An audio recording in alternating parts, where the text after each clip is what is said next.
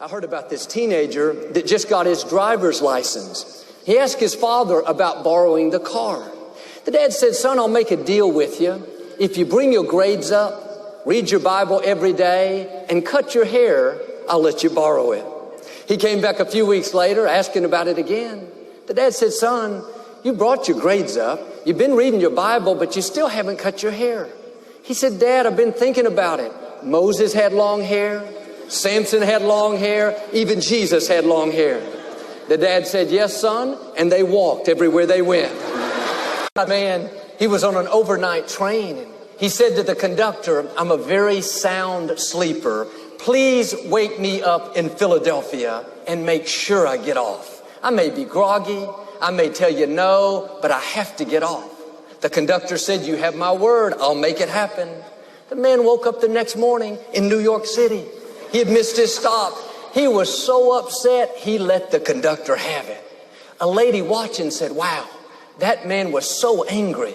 The conductor said, if you think he was angry, you should have seen the man we put off in Philadelphia. I heard about this pastor. He was walking down the street when he came upon this group of young boys that were surrounding a small dog. He asked what they were doing. They explained that they were having a contest. Whoever could tell the biggest lie would get to keep the dog.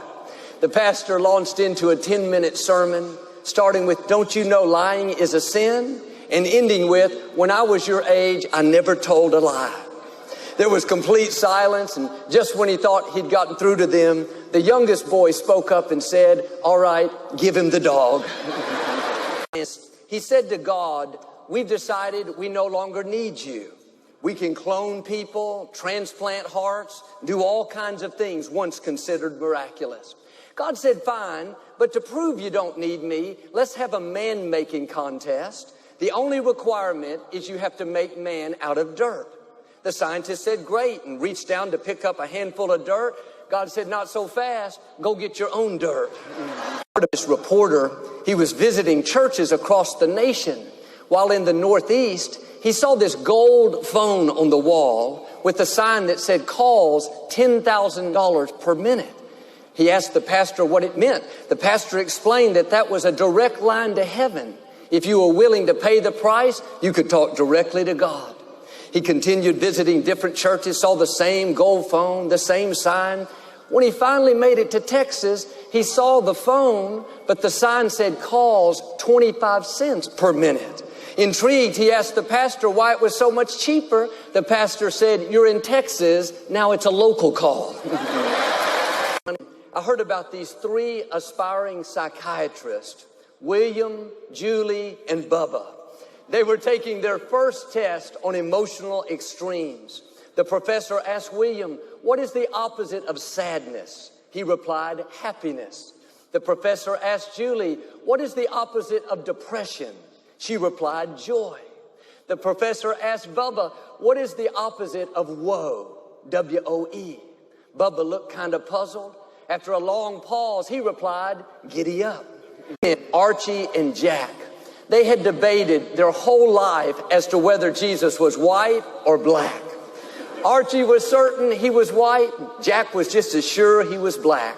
As fate would have it, they both died on the same day, rushed to the pearly gates. They said, St. Peter, please, we've been arguing our whole life. Tell us, is Jesus white or is he black? About that time, Jesus stepped up and said, Buenos dias. Catholic ladies, they were bragging on their sons. The first one said, my son is a priest. When he walks in the room, everyone calls him father. The second one said, my son is a bishop. When he walks in the room, everyone calls him your grace. The third one said, my son is a cardinal. When he walks in, everyone calls him your eminence. The fourth lady said, my son is 6'3", has broad shoulders, is incredibly handsome, and dresses impeccably well. When he walks in the room, all the ladies say, oh my God. I heard about this lady that was stopped at an intersection. A man came up asking for money. She dug in her purse and found a $1 bill. She rolled down her window, said, sir, I'm not giving you this because you deserve it. I'm giving it to you because it makes me happy.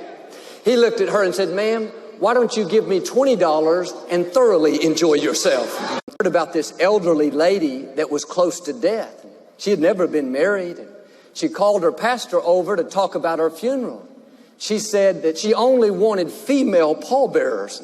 Pastor looked at her kind of strange and asked why. She said, the men wouldn't take me out when I was alive. I heard about this teenager